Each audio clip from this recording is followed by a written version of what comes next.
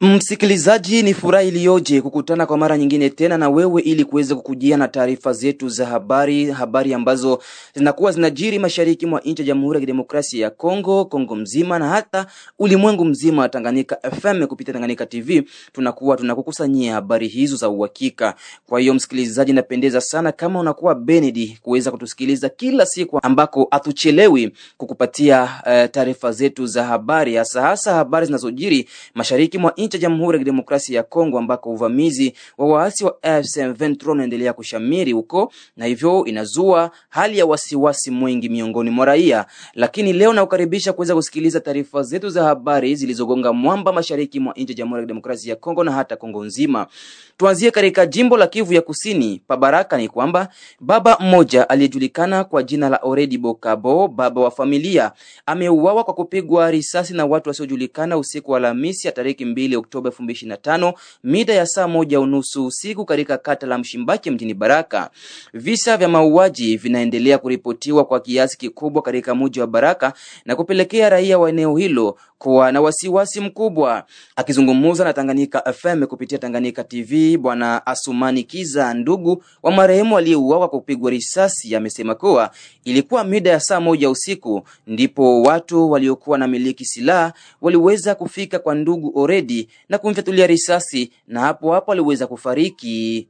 Huyo mwenye anapigwa masasi hapa ni mkubwa yangu. Alipigwa masasi na saa 1 kama vile na dakika 15. Marehemu alitoka hapa kwake akaenda nunua mamega. Baada ya kununua mamega akabakia pale muda mfupi anachunguza mambo ya telefone. Basi ilipofika saa 1 ya usiku na dakika 2 akarudia haje kwake nyumbani. Baada kurudia alifika nyumbani kwake, alikuta watoto walikuwa nje wanaangalia video kwenye telefoni. Basi aliwasalimia na baada kuwasalimia akaingia ndani mnyumba. Basi kuingia mnyumba akaketi kwenye kiti chake ndani ya nyumba. Baada ya hapo tu kulipita kama vile dakika 10, waliokuwa nje wakasikia ngurumo ya risasi la kwanza, baadaye likafata la pili. Basi wale watoto wenyewe walikuwa nje wakasambaratika na kushituka. Yeye marehemu ndani akalalamika, na baada kulalamika akaanguka chini. Basi mtoto wake mkubwa mwanaume alikuwa nje akakuya mbio haangalie kama baba yake alilalamika aje, na ndipo alienda gundua kama baba alikuwa alishalala chini huko anavuja damu za mingi sana, na alipomgusa alijikuta kama baba alikufa hapo. Ndo mtoto akatoka nje akaendelezea watu wengine wa jamaa, wa dada zake, mama yake na tate yake, aseme baba ndani amekwisha kufa. Ndo wakakuja mbio kuingia mnyumba na kushuhudia tukio, kuona kama baba ni kweli amekwisha kufa.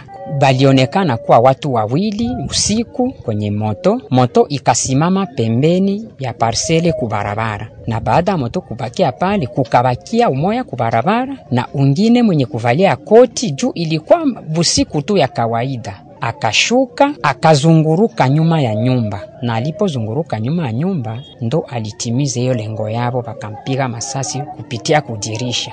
Hapa tunajua kama hakuna tatizo yote ile kujirani. Pamoja na hivyo mjama hamuna kiajabu kiki ilikuwa ila anketi ngali tafanyiziwa ile bagundue nini kabisa kenye kilifanya kitendo.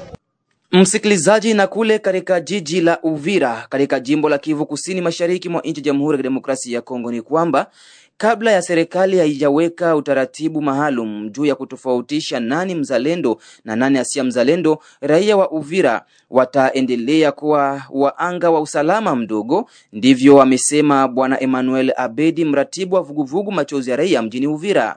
Maneno hayo ameyasema kutokana na vitendo vingi vya mauaji ya kutumia silaha kuendelea kushamiri. Inakuwa vigumu kufahamu nani mhalifu anaotekeleza vitendo hivyo.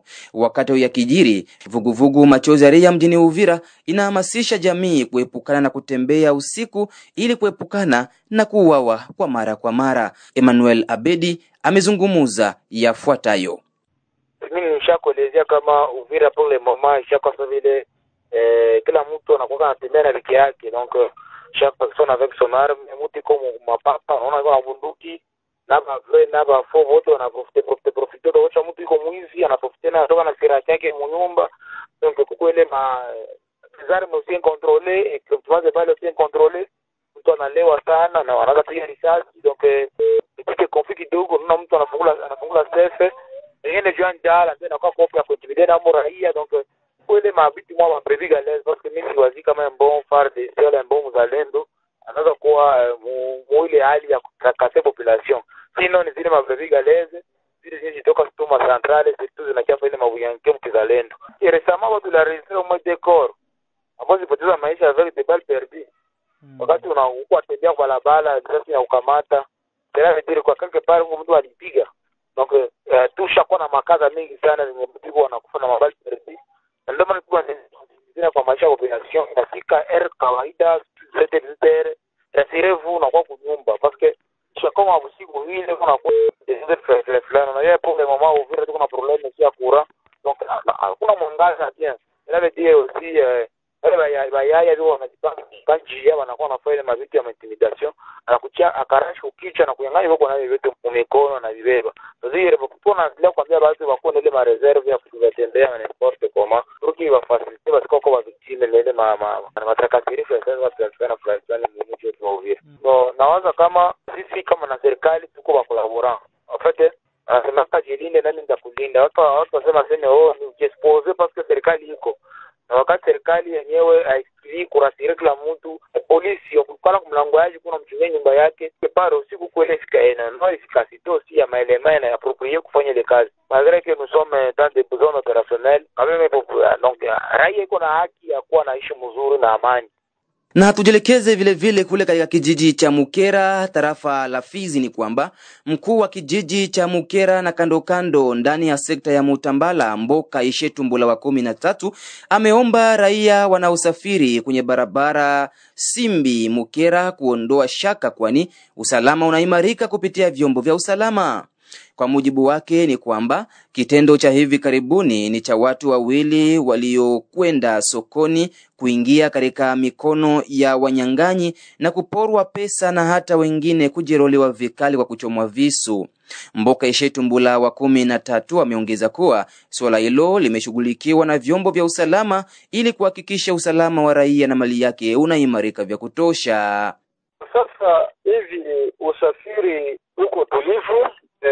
Ile siku ambayo ilikujuza ndio ambayo walipora wanawake wawili na mwanajeshi mmoja ambaye alikuwa anavaa mavazi ya raia, alikuwa akienda sokoni, alafu wakaingia mikononi mwa waizi wenye kufikiria silaha, wakawaiba kitita milioni 3 na baki 2 na simu na mama mmoja ya kuitiwa kwa jina ya Ongwa.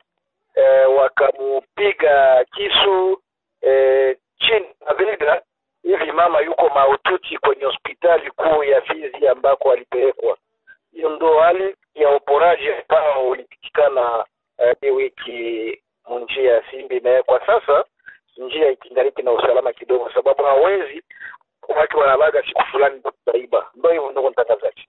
Ndio vyombo vya usalama vilifanya doria, tembea mahala popote kutafuta wezi. Kwa sasa bado hawajapatikana, lakini walipanga mikakati wao na walio Simbi kwa kufanya ulinzi dhana na wezi wasisumbue baadhi wasafiri. Je, hiyo mesure itasaidia kabisa juu ya kugarantire security ya raia mwa hiyo axe huko?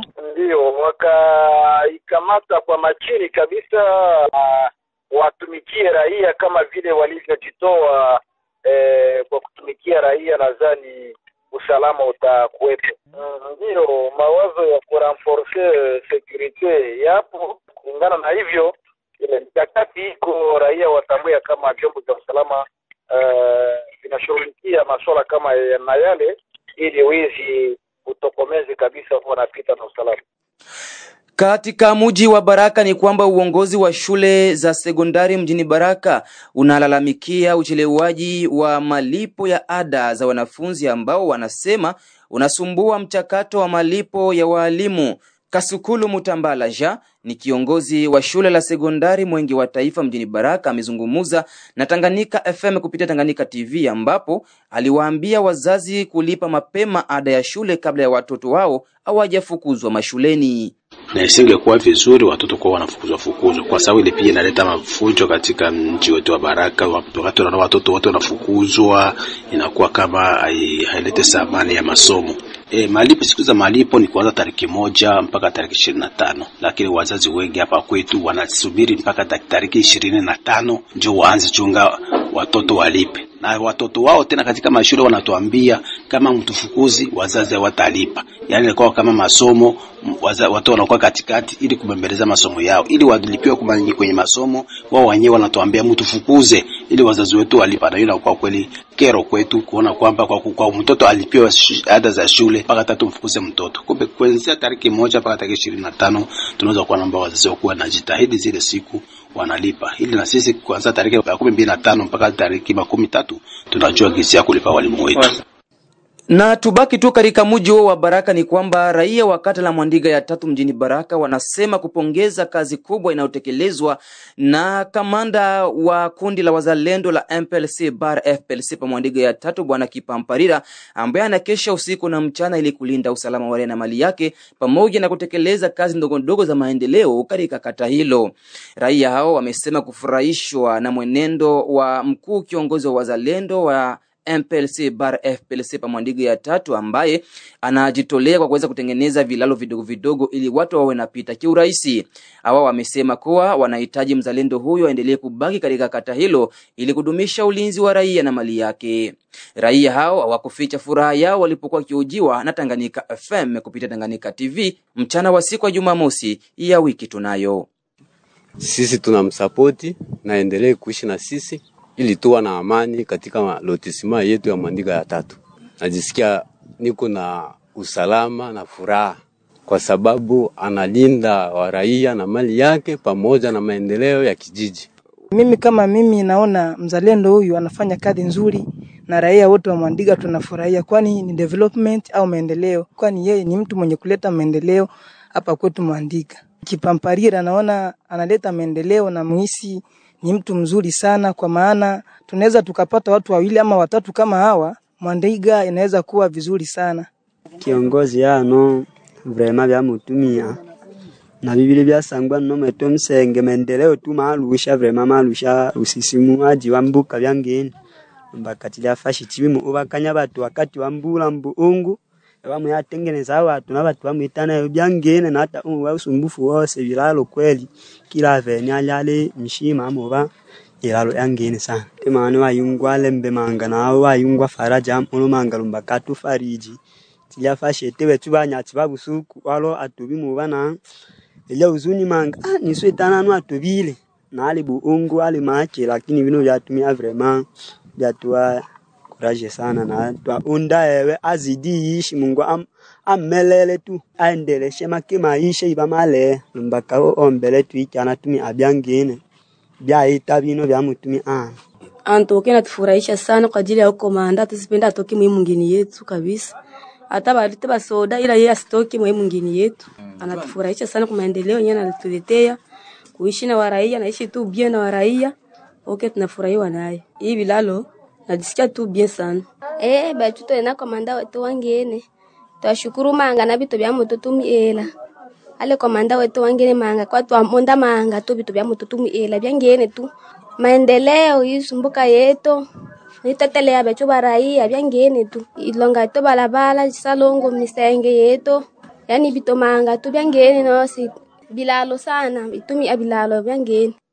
Tumalizie taarifa zetu za habari na habari za uko Kinshasa ni kwamba Jamhuri ya Kidemokrasia ya Kongo na Japan wamefanya makubaliano ya chakula, ambapo nchi ya Japan itatoa msaada wa dola za Kimarekani milioni 2.6 kwa ajili ya kusaidia chakula nchini Jamhuri ya Kidemokrasia ya Kongo. Safari Limasidilwe pamoja na Isaac Mulucha Ashibe walijikusanya fasi moja na kuandalia Tanganyika FM kupitia Tanganyika TV ripoti ifuatayo. Naam, Waziri wa Kiraifa, waziri wa mambo ya nje, ushirikiano wa kimataifa, Frankofoni na diaspora, Therese Kaikwamba Wagner alisaini Jumatano Oktoba mosi kwa niaba ya serikali ya DRC makubaliano ambayo yanahusiana na misaada ya chakula yenye thamani ya dola za Kimarekani milioni 2.6 iliyowekwa kwa thamani ya vyakula ikiwemo mchele wa Thailand kama sehemu ya mwaka wa fedha 2025. Kulingana na kitengo cha mawasiliano cha Wizara ya Mambo ya Nje, harakati hiyo inafanyika mbele ya Bwana Ogawa Edetochi, balozi wa Japani nchini DRC, na pia wawakilishi wa Wizara ya Mipango, mfumo wa ushirikiano wa kimataifa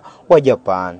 Ndiyo Safari ya Alimasi. Programu hii ni sehemu ya misaada ya umma ya maendeleo ya Kijapani iliyoundwa kwa kuzingatia kanuni ya usalama wa binadamu ambayo inakusudia kuboresha hali ya maisha ya raia haswa walio katika mazingira magumu zaidi ili kuboresha uhusiano ulioundwa kulingana na mshikamano na maendeleo endelevu. Katika hotuba yake, waziri wa nchi Therese Kaikwamba Wagner alisifu msimamo wa kina cha ushirikiano kati ya nchi hizi mbili. Isaac Napa, namnukuu waziri wa mambo ya nje ya DRC, alisema kwamba programu ya KR 2025 kwa mara nyingine inaonyesha mshikamano wa kazi wa Japan kuelekea DRC. Msaada huu wa chakula haujibu tu dharura ya kibinadamu, pia unashiriki katika ujenzi wa kijamii na kiuchumi wa nchi yetu. Hii ni ishara halisi ya udugu na kuaminiana, alisema hayo mkuu wa diplomasia ya Kongo Bi Therese Kaikwamba Wagner. Pia Safari Alimasi alisema kuwa bidhaa zilizotolewa ndani ya mfumo wa mpango huu zitauzwa ili kutunza rasilimali ambazo zitafadhili miradi ya jamii na umuhimu mkubwa na hivyo kuchangia maendeleo ya ndani. Kwa kuongezea, mkuu wa diplomasia ya Kongo alikumbusha matokeo mazuri ya toleo la hivi karibuni la 9 la TICAD lililofanyika mnamo Agosti huko Yokohama huko ni Japan, ambapo majadiliano ya nchi mbili yalifanya iwezekane kuimarisha ushirikiano katika nyanja muhimu kama vile kilimo, miundombinu, elimu na afya. Namnukuu hapa mara tena, programu ya ushirikiano na ya mara kwa mara kati ya serikali ya Japan na ile ya DRC imefanyika. Programu ya msaada wa chakula KR 2025 inakusudia kuimarisha usalama wa chakula na kukidhi mahitaji ya haraka ya raia walio hatarini zaidi katika nchi yetu. Huu ni msaada wa moja kwa moja ambao utasaidia kuboresha hali ya maisha ya familia za raia wetu kupitia kuruhusu uuzaji wa bidhaa zinazotolewa, kufadhili miradi ya maendeleo ya ndani na athari kubwa ya jamii, alisema Therese Kaikwamba Wagner. Kujitolea mara kwa mara kwa Japani kwa niaba ya raia wa Kongo kunafanyika. Kwa upande wake, Ogawa Hidetoshi, balozi wa Japani nchini DRC, alithibitisha matakwa ya nchi yake kuendelea kuunga mkono DRC katika juhudi zake za maendeleo. Balozi huyo wa nchi ya Japani katika nchi ya DRC alisema kwamba Japani imejitolea sana kusaidia juhudi za DRC kuhakikisha usalama wa chakula, kukuza maendeleo endelevu na kujenga jamii yenye nguvu. Programu ya msaada wa chakula wa KR 2025 ni ishara halisi ya kiambatisho chetu kwa wazo la usalama wa binadamu, mwanadiplomasia huyo wa Japani alisema hayo. Kwa kumalizia Safari Alimasi, balozi huyo pia alikumbusha kuwa mpango huu ulioanzishwa mnamo 2004 ni moja wapo ya nguzo ya ushirikiano wa nchi mbili na kwamba utaendelea ili kukidhi mahitaji ya watu wa Kongo kwa manufaa ya nchi hizi mbili. Hali ya usalama wa chakula nchini DRC inabaki ya kutisha, ikiwa na idadi ya rekodi ya watu milioni 28 ambao waliokosa usalama wa chakula. Msikilizaji, hadi hapo ndipo naweka nukta taarifa zetu za habari za siku ya leo. Kwa hiyo na kushukuru kwa kuwa umekuwa Benedi na umeweza kuhabarika vya kutosha. Kumbuka wafanyakazi wa Tanganyika FM kupitia Tanganyika TV wanakuwa walali kila siku, wako macho kwa ajili ya kukuletea habari moto moto. Mimi ni Omari Makelele Ozil.